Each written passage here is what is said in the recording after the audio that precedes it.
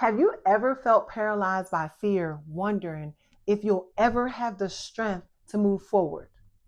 Well, listen, today we're going to talk about how to take that fear and replace it with unwavering faith and how to trust in God completely, even when we're faced with uncertainty.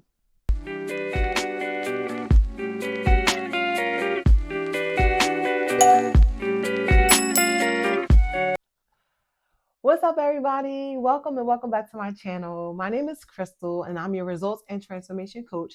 And on this channel, we talk about total transformation, mind, body, and soul. And we've been in this series talking about self-sabotage. And tonight, I want to bring in one of my favorite subjects, which is faith. We're going to talk about fear over faith, because I believe that when you talk about faith, like fear should be right there, because those are two things that cannot coexist. However, fear is one of those things that we use when it comes to self-sabotaging ourselves. Okay, so we're going to jump right into it. But first, before we do, let's identify what is fear and what is faith. So fear is often rooted in self-doubt, and I can totally attest to that. And faith is rooted in trust in God's power and his promises.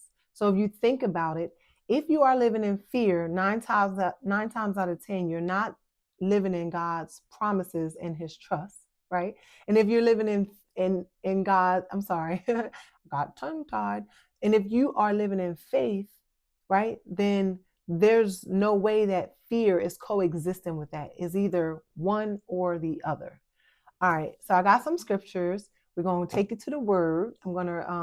I'm going to support what I'm saying. I have a few scriptures that I'm going to share with you. And the first one is Isaiah 41:10. And it reads, "Fear thou not, for I am with thee.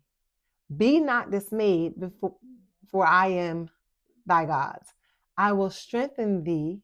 Yea, I will help thee. Yea, I will uphold thee with the right hand of my righteousness. Fear thou not, for I am with thee."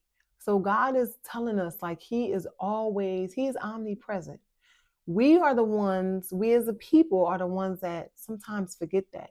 And when we disconnect from that and forget that, that is normally when the fear is able to seep in. So I'm going to go to my next scripture and we're going to tie this all in. Okay, 2 Timothy, and this is one of my favorite, 1:7.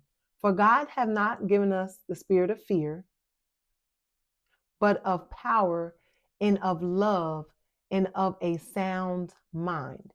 And these are the scriptures that you should write these down. First was Isaiah 41:10. Second was 2 Timothy 1:7. That when you find yourself go to that space of doubt and fear, and you're in that self-sabotage mode, pulling out these scriptures and powerfully reading them over and over again, it will help to weed out that fear most times. Think about it. I'm going to read it again because this is super powerful. 2 Timothy 1:7. "For God have not given us the spirit of fear. For God have not given us the spirit of fear, but of power and of love and of a sound mind." So I don't know about you, but anytime I found myself in a space of fear, I definitely didn't have a sound mind. Whenever we are residing in a state of fear, we oftentimes forget about God's promises, his power, and his strength. Because remember, you cannot sit right now. I cannot sit here and say, y'all, I'm in fear, but I also have faith. It's either one or the other, because you can't be in action and be in fear at the same time. But what I found is having these scriptures to pull and read and empower yourself with some prayer, it'll help ricochet that. Because guess what? Ouch. I just pitched myself. We have flesh and we have spirit. I would like to think that I walked around all the time in faith, right? There's some times when our flesh get in the way, and this is why, fasting and praying and reading and fasting and praying and reading over and over again is something that will help strengthen your spirit, so that when your flesh try to come into play, then you can, rebuttal. 2 Timothy 1:7. "For God have not given me the spirit of fear, but of love and of a sound mind." And it really worked. And not only do it work, But these scriptures are real. This isn't just some fluff or a quote that someone posted. Okay, so I digress. Joshua 1:9, our next scripture. Have not I commanded thee? Be strong and of good courage. Be not afraid, neither be thou dismayed, for the Lord thy God is with thee whithersoever thou goest. And that means that he is everywhere. But I know I am from time to time guilty of this, of getting disconnected. And when I say disconnected, because if you have you ever experienced anxiety? I've heard people talk about it for years, and I kind of knew what it was, but I didn't know. Sometimes we could hear a thing, but when you experience yourself, you're like, oh, I know what anxiety is now. When people will talk about it, and I'm like, I would hear it, but I really didn't know the depth of it. And once I found out, I was like, ooh, yeah. Prayer, fasting, reading God's word for me was a game changer when it comes to that. Because, fear, first you'll have the fear, right? And then what happens after that? The anxiety, as you are being fearful of certain things, just depending on your situation. And bear with me because I'm doing my level best to pull up the best examples. But if you are in fear and you consistently feed that fear over and over again, you feed it a little bit more, you feed it a little bit more, that fear eventually can potentially turn into anxiety. I've been there. This is, I can testify to that. But I had to literally stop myself. I'm like, I don't like the way this feels. And it doesn't feel powerful. It doesn't feel like I have control. It's crazy. So back in December 2018, I'm sorry, December 18, 2014, I was in a car accident. Then a guy T-boned me. I thought I was going to die, y'all. I thought I was going to die. Thank God, God allowed me to continue. It's been years and I'm still here, right? However, afterwards, like sometimes when I get in a car with people and they start driving, my heart start beating real fast. I literally put it to a stop by stopping, closing my eyes, and saying a prayer. And in my prayer, I'm literally putting the whole situation over into God's hands. Because if you know who he is and you trust him, there's nothing that's going to happen if it's not his will. So there's no need for me to be like, full of anxiety and stress for the whole ride. You got to know who you are and then whose you are. And you really got to take that trust and that faith and put it in his hands and believe that he's going to deliver you wherever it is that wherever you're traveling to, that you're not only going to arrive there, but you're going to arrive there all right. Because it is the devil's job, right? That's what he do, is to try to seep in and get you off your game. And when I say get you off your game, like if you're living in anxiety and you're living in fear and you're, these things, and when we talk about health, when I say total transformation, mind, body, and soul, anxiety and fear is not, that also breeds stress. That is no good for your health at all. So these few scriptures that I've already read, like if you, it's power in that, just pulling them out and being like, mm-mm. So whenever you feel yourself being fearful, no matter what situation you're in, 2 Timothy 1:7 reads, "For God have not given us this." Let me make it personal. For God have not given me the spirit of fear, right? But of power. That by itself, you can leave it right there, right? And of love and of a sound mind. Like I feel good just reading that, but you got to read it over and over and over again. If you're just feeling good in this moment and you go to sleep and you wake up and you experience your fear and you coming against all these obstacles and you're not bringing the word back out and utilizing it for your strength and your power, then that's where you fall into that little hole in a spiral. So, okay. So shifting from fear to faith. Number one, we got to trust in God's plan. Period. Point blank. ... Non-negotiable. Faith requires total trust in God, even when we don't see the outcome. And that is important because let me tell you, baby, I don't know about you, but I've been on journeys before, and it's so beautiful when you come out on the other side. And I'll share another testimony and experience that I had. But sometimes God will send you on a mission, or he'll show you like there's something for you. And when you go to embark on this journey, it's like obstacle after obstacle. And this is why you got to have an ear to hear and trust what it is that you hear and stay connected. Because all right, so I'm going to use like a really crazy but real example. I have this book right here, right? Say God said, Crystal, go through this wall. Most people, so he said go through the wall. He didn't say go around it. He didn't say go over it. He said go through the wall. So you having an ear to hear, trust in God, you hear like, okay, this is a wall. I'm walking, but I'm not going anywhere.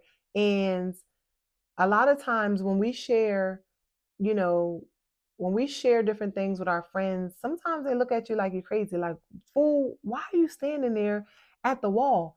A door is not just going to magically appear. Your faith got to be so tight, and your trust in God got to be so tight that no matter what other people say, if God said that this is a wall and it's going to open, you stand there as long as you need to stand until it opened up. I'm telling you what I know that I lived, and I mean, listen. And then you'll do what he say, and next thing you know, you're like, oh snap! I know it was a wall there, or it was a wall, and dang, how that door open? He just do what he do. There's no way. Some things. Sometimes there's going to be things happen, and you are not going to know how to explain it. And guess what? And you don't have to explain it, because when God make a promise to you, it's for you. It's not for you to prove it to other people. And I've been like, I'm sharing different walks of my life and different times in my life where I've been there, where I'm like, no, God said this. Sometimes he just going to put something on your heart to see if you trust him or if you trust the people around you. And if you know, like I know, always bet on him, because he will never leave you. He will never forsake you. He will never let you down. Never, never, never has that ever been a piece of my testimony. Okay. Replacing fearful thoughts. So you want to replace fearful thoughts again with God's promises. So you got to know that you know that you know what he promised you. Because when we talk about self-sabotage, you ever like pray or fast, or I have this thing where I have my gratitude journal, and I have my vision board, and I have just different goals.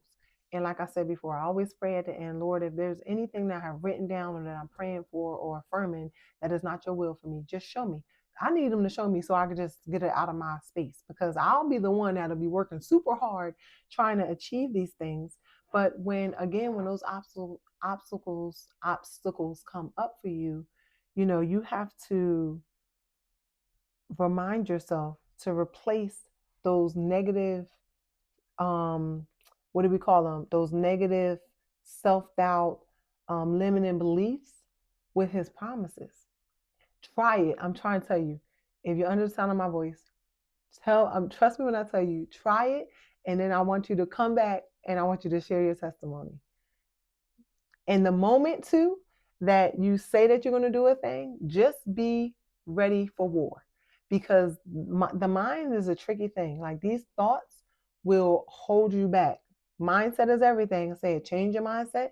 Change your mindset. It will literally change your life. I'm sorry. Change your mindset. It will literally change your life. More, but I got one better for you than that. Change your mindset, leaning on God. It will totally change your life forever. And I'm not telling you like what I read. This is part of my story. Okay. Taking small steps of faith. So it's just like the little things. I had this conversation with, it was, maybe 2 weeks ago. We were talking to the kids. We had them on FaceTime or whatever. And we were talking about, how do you know when God is talking to you? And I shared, I got like a million testimonies, right? You ever go to church and you hear people testify and you be saying to yourself, I don't know, I wonder if they lying. Like, I never thought, like, I would never call anybody a liar, but some of these testimonies were outrageous. I'm like, ain't no way in my mind. But then I'm like, what if it was a way? Like, what if? So I had no better sense. The question we were talking about, how do you know when God's talking to you? So I'm like, I hear people saying, yeah, God told me this and God told me that. So I'm like, well, why ain't he talking to me like that? Because I don't hear, he ain't saying nothing to me. Like, why? So what I started to do when I say take small steps, I just started to pray, and I would pray out loud. I used to do home and hospital teaching, so I had to drive to all of my students' homes. So I would literally be driving, and I'm like, okay, Lord, I'm talking right now to you. This is literally how I was talking. I'm like, okay, you're a God, like you're everywhere. So how do I know? And I just simply ask and ye shall receive. Like, how do I know when you're talking to me? How do I know like how to listen for your instruction? And literally just like this, it happened like, I don't even, I'm trying to explain this to you the best way I can. I'm on 495, which is a highway, driving to my student's house, needing to go to 295. You know how you get an unction? Because when you hear people say, God said, I'm thinking that like the sky opened and God's like, Crystal, I need you. Like, so I'm looking for, like, I'm listening for the voice. But it could simply be an unction where you're like, something says, move to the left. So I'm driving down 495, going to exit onto 295, which is the belt, which is the Washington, what is it called? The Washington Parkway, something like that. Something said, or I got an unction, if you will. Well, I just said, God said, move to your left. Why would I go over a lane when my exit was like that? So you know me, and I'm like, okay, I want to see if this is really God talking to me. I affirm to God, y'all, my right hand up. I moved to the left. A car came across 3 lanes. It was crazy. I almost like ran. I didn't really almost run off the road. I'm just in disbelief, like, oh my gosh. And you know me, I'm crazy, right? Oh, good crazy. Now I'm like, wow. I'm like, talk to me some more. Like, tell me something else to do. But that's a real experience. I'm not even bojangling with you. So it's like you take the little steps. If you're like, hey, how do I hear God's voice? Because in order for us to be instructed, we need to know that He's talking. And if you know, like I know, you need to like really get connected and open up your ear to hear Him, because there's going to be some people that come into your space sometimes. And I know we're talking about faith over fear, but I'm just, what did my dad say? I'm not complaining. I'm just explaining. You got to be very careful who you have in your ear, especially when it comes to them saying, God said to do this. I'm not saying that God don't give people messages to give you sometimes, but sometimes everybody that say God said, God ain't said. So how do we know? And I know this is like a whole different message, but how do we know? Continue to talk to Him. Continue to develop an ear to hear His voice.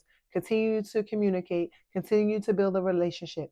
And I've witnessed it before where people would say stuff and God be like, I didn't say that. Like literally, just like that. So, okay, I digress. All right. Take a small steps, okay, actions that show our trust in God's protection and plan. So that's pretty much it. You know, I really wanted to talk about faith over fear. We talk about self-sabotage. Even with myself, I was like, so we're doing 30 days straight of content on YouTube. This right here is like outside of my comfort zone, y'all. But nonetheless, I had to remind myself, Chris, like I gave good context in my other videos, but for real, self-sabotage and not allowing it to take over, I can't do that without God. And then when the word faith and fear came in, I was like, yeah, that will stop a lot of people too. Having fear, there's no way we should be moving around on this earth in fear all the time. And the only way that I know to help anybody to get over that and it be solid is to lean in and trust God. So I pray that you got something from my few scattered remarks, but real talk. Remember, fear and faith cannot reside in the same space. Not at all. In our scriptures that we have, Isaiah 41:10, 2 Timothy 1:7, and Joshua 1:9. So I'm super excited. Those of you that have a word of prayer, just pray for me. I am even in this space, and I'm probably going to say this every video because I can't even believe that I agreed to do this, but then again, I do. One of my prayers is that, that I open up myself and walk in the purpose that God had for me. And believe it or not, one of them is through communication. And to know me is to know, like, I was that girl that didn't want to, you talking about fear? Shoot. Even when I was given an assignment, I'm like, God can't be talking to me. You know, you get the message, right? God tell you to do a specific thing and you're like, nah, He wasn't talking to me. That wasn't for me. And He'll show you several, or like Jasmine say, 111 days, 111 ways. He will show you, He'll talk to you. And I'm like, you know what? I don't want to be like Jonah. God was specific, gave Jonah an assignment, and he looked at God and went the other way. Well, I ain't going to lie. When it first came to me, I was like, I ain't doing that. I ain't doing that. I was saying I'm not doing that. And all the while I'm like, Lord, like use me. Like, what is your purpose for me? I'm telling, he's showing me. And I'm like, I ain't doing that. No, sir. No, sirree. But again, fear and faith can't reside. So I was like, okay, I'm just opening up myself. I'm going to be obedient. And I'm going to tell you this. If God don't drive this bus or steer the wheel, however the saying go, that's another thing. I'm always trying to be funny saying quotes and mess them up all the time. But with all jokes aside, if he doesn't move me, direct me, lead me, and guide me, I don't know where this train is going because I ain't that bad. So again, I'm just super excited to press forward and to see how all of this come into fruition and and where we end up. So again, those of you that have a word of prayer for me, just continue to pray that I stay on the straight and narrow. Pray that I remain humble. Pray that I remain obedient. Pray that I just really open up myself to be used. I love to help people. And I'm in this space in my life now where I'm like, I don't want to do anything without God. So if it's not for me, I don't want no parts of it. All right. So I pray that you have the most amazing rest of your day. Stay tuned. If you heard something that you like, please comment below. Hit the like button and subscribe. And just really, that's probably the best way you can support me in this journey, by just following me and seeing that I walk by faith and not by sight. So I love you. Have an amazing day, and I will talk to you soon.